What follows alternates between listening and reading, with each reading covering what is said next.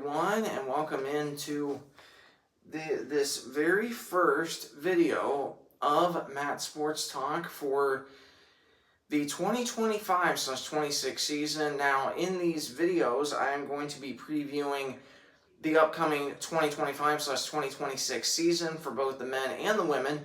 Now, these next few videos specifically are going to be talking about the women, and then once that is done, I will record videos talking about the men's side, so make sure that you stay tuned for that. And if you are enjoying these videos, or if these videos are helpful to you, please either hit the like button, leave me a comment down below, or subscribe to my channel. Any one of those three options helps me out greatly.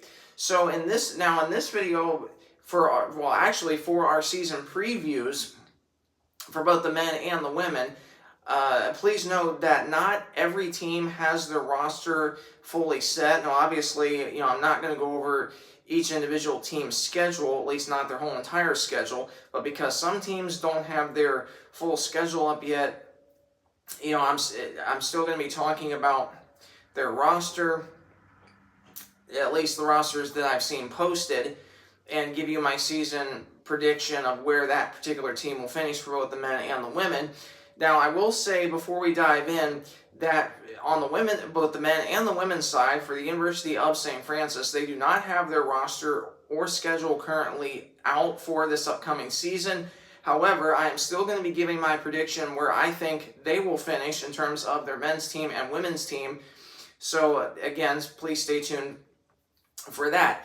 And finally, I'm going to be doing these season previews a little bit differently. I'm going to be starting from bottom to top in terms of where I think these teams will finish in the Crossroads League. Again, we're just talking about the 10 teams in the Crossroads League for these videos. Now, of course, if you were with me last season, I started doing daily game recaps around mid-January. That went well. I got some excellent feedback and as well as comments saying please keep these videos coming. So I'm going to still be doing those daily game recaps for this season and for as many seasons as I can.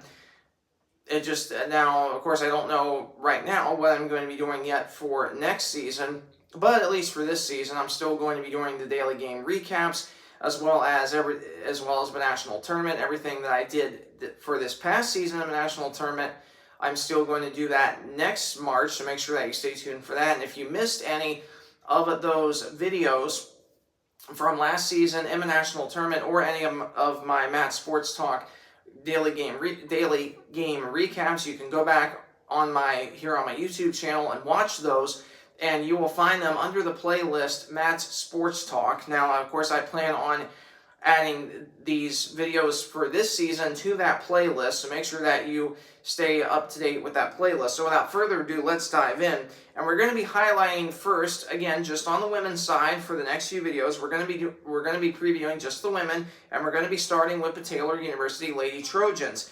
And now, for them, they're coming off of a really rough season last year. And real quick, and again, I'm trying to keep these videos, to 10 minutes or less, maybe a little over 10 minutes, just so they're not too terribly long and that they don't take too long to upload. But if we go back to the Lady Trojan season last year, and again, of course, you can see that I'm using my iPad to talk about this. Now, if you go back to last season, for the Lady Trojans, they really struggled. Now, yes, they did have fifth-year senior comeback Ava Henson last season, as she graduated back in May of this year, as well as Kendall Wayne. And both those players really, really stepped up for the Trojans, as well as Whitney Warfel. She played really well last year. But outside of that, the Trojans struggled last year. They were 7 and 21 overall, just 2-16 in the Crossroads League, finishing 10th. And obviously, they did not make the playoffs. Now, they did end the season on a winning note when they won the final game of the regular season at Bethel, 78-71. Now, if we look at their roster for this year, and again, I'm not going to go back through each individual year's roster to see how many players that either graduated or transferred, but looking at the roster for this year, the Trojans, they're still fairly loaded. They do have a lot of size, though, this year, and that's something they kind of lacked last year. But going over their roster for this year, returning sophomore guard Emma Fole from Liberty Township, Ohio. And Emma played really well last year, and she gave the Trojans some really good minutes and played great. And then Kendall Saitsima, I hope I'm pronouncing that correctly, 6'1" senior forward from Hudsonville, Michigan, and she played really well last year for the Trojans as well. Now, and she did transfer from Hope College, I might add. Now, this next young lady, she's a pretty big name, so to speak, in basketball. Her dad used to play in the NBA, and her name is Selena Blount. She is a 6'2" sophomore forward from Liberty Township, Ohio. She is transferring to Taylor from NCAA Division I College of Charleston, and she didn't play a lot of minutes there. But this is someone that can really add a big significant boost to the Lady Trojans offense going into this year in terms of the paint. So again, she's going to be really, really tough to guard, and it's going to be interesting to watch her play.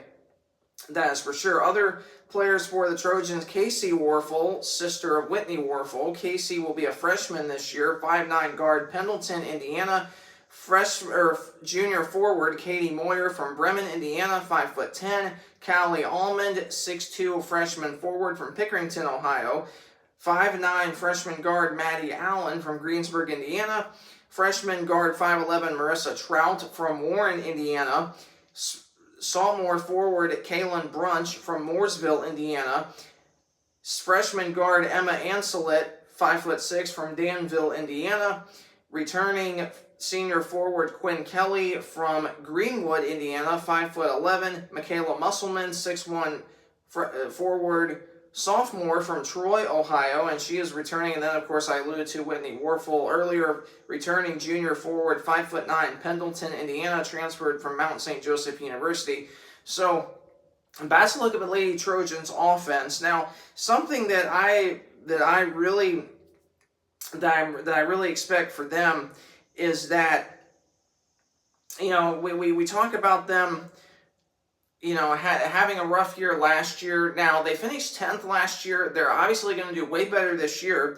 But my official prediction for the Lady Trojans is that they will finish in that number 7 spot, meaning they get in the playoffs roughly in that middle of the pack range, 6th to 7th. I'll officially predict that they will finish in that number 7th spot, or that number 7 spot in the Crossroads League this year. But the Taylor Lady Trojans finished 7th in the Crossroads League. And again, take these predictions with a grain of salt, because these are just my predictions. The Crossroads League will release their predictions the second week of October, so you can, of course, go to their website to do a little bit of comparison between their official season projections and my official season projections, just to see the difference. Now, so again, Taylor Trojans, in my opinion, finishing that number 7 spot. So, again, for this video, we're going to be going through 7, 8, 9, and 10 for those teams that will be finishing in that position. And I think I'm already up to, what am I at to, 8 minutes. So I think what I'm going to do is I'm going to get through Mount Vernon Nazarene here in this video, and then record part 2 going over the teams that I think will finish 9th and 10th, just so the videos aren't too terribly long. So looking at Mount Vernon Nazarene, this is a team that actually finished in that number 6 spot last year, middle of the pack.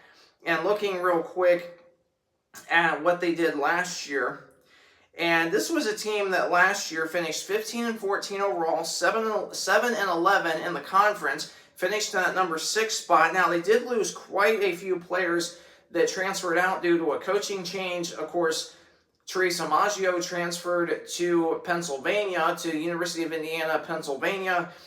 And then, of course, they also had Haley Adju transfer to the University of Akron. They also had just a really, really good guard slash forward down low. And Serenity Johnson, she transferred to NCAA Division II, University of Tiffin. So Mount Vernon did lose a lot of key players from last year. But looking at the roster for this year, of course, they have returning guard junior, number 1, J.L. Keller from Castalia, Ohio. Freshman guard slash forward Addie Beard from Ostrander, Ohio. And then this is a transfer, 5'9" junior guard from Castalia, Ohio, transferred from NCAA Division II, Ashland University, Kylie Leibacher. And now for Mount Vernon, this is the first transfer from the University of Ashland since Sage Brannon about 4 years ago. So obviously, or 5 years, no, yeah, 6 years ago, I stand corrected, because Sage transferred him in 2019/20 school year. So obviously for Mount Vernon, this is a huge pickup. And obviously, somebody being 5'9", she can add a lot of dynamics, especially not just in the paint, but also from the three-point line. And then Melody Bluebaugh, she is a 5'8" freshman guard from Belleville, Ohio. A 5'6" freshman guard at Cardington, Ohio. Number 5, Abigail Hardwick, returning sophomore guard, 5'7" from Mechanicsburg, Ohio. Number 10, Olivia Skillings, returning sophomore forward, 5'11", Smithville, Ohio. Naomi Kaib. And then another transfer, and this is number 12, Lily Shepard, who is a 5'8" junior guard from Eaton, Ohio. She transferred from Ohio Christian University, and that is where Mount Vernon's new head coach came from, so obviously that connection is there. And then Jenna Broombaugh, number 14, freshman guard, West Milton, Ohio, 5'7", returning senior guard from Loudonville, Ohio, 5'7", Shaylin Gilliams, returning sophomore redshirt from 6'1", forward center from Lewis Center, Ohio, Cameron Cummings, returning senior center from North Canton, Ohio, number 22, Angela Roshak. And then we have a couple of other transfers on the very bottom. Sophomore guard, 5'6", from Loudonville, Ohio, transferred from NCAA Division II, Tiffin University, Sophia Spangler. And another transfer, a redshirt sophomore from Felicity, Ohio, went to West Claremont High School, 6' forward, Anna Swisshelm. And so looking at Mount Vernon, now this is a team that they were the 6th seed last year, finished in the middle of the pack. Now they did lose some really key players this year, but they do have some potential. I think they're an extremely young team this year, and I think they're going to struggle a little bit, especially in conference. And with some of these players, not used to a very competitive conference. So in my personal opinion, I'm going to project Mount Vernon Nazarene to finish in that number 8 spot. And of course, so Mount Vernon, in my opinion, finishes the number 8 seed, Taylor University at the number 7 seed. And in the next video, we're going to be talking about the next two teams that I think will finish in that number 9 and 10 spot.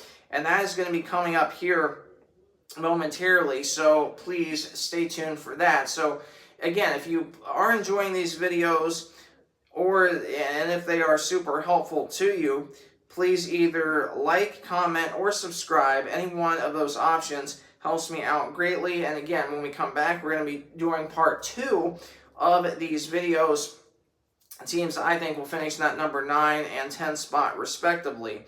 So thanks so much for tuning in, and have a great rest of your day.